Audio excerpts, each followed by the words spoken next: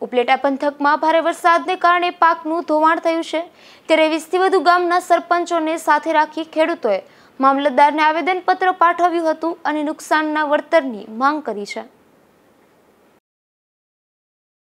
રાજકોટ જિલ્લાનું ઉપલેટા તાલુકાનું મેરવદર ગામ। મારું નામ મનસુખભાઈ છગનભાઈ કથિરિયા, ગામ મેરવદર, ત્યાંના સરપંચ છું।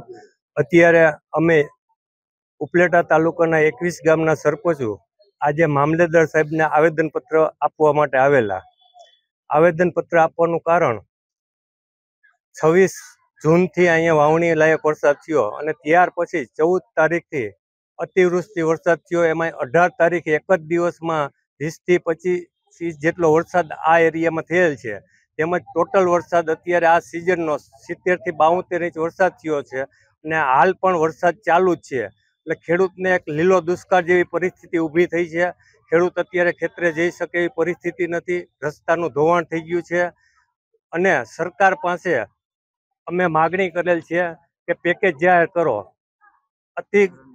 અતિવૃષ્ટિ થયેલ એને કારણે કૃષિ મંત્રી રાઘવજીભાઈ પટેલ, આપણા ધારાસભ્ય મહેન્દ્રભાઈ પાડલિયા, ડીડીઓ સાહેબ, કલેક્ટર સાહેબ તેમજ જિલ્લા વિકાસ અધિકારી, ખેતીવાડી અધિકારી સાહેબ પણ આ એરિયાની મુલાકાત લઈ ગયા છે। ત્યારે પણ અમે સૌ સરપંચોએ અને ખેડૂત આગેવાનોએ અમે સરકાર પાસે એટલી જ માગણી કરેલ છે કે અમને સર્વે માગણી છે પણ રેન્ડમલી સર્વે કરી આપો। રેન્ડમલી સર્વેમાં એક ગામ દીઠ 7 થી 8 ખેતરી સર્વે કરીને પેકેજ જાહેર કરે એવી માગણી છે, કારણ કે ખેતર જવા એવા રસ્તા નથી અને એક ખેતરનો જો સર્વે કરે તો મહિને દીએ પણ આ સર્વે પૂરો ન થાય।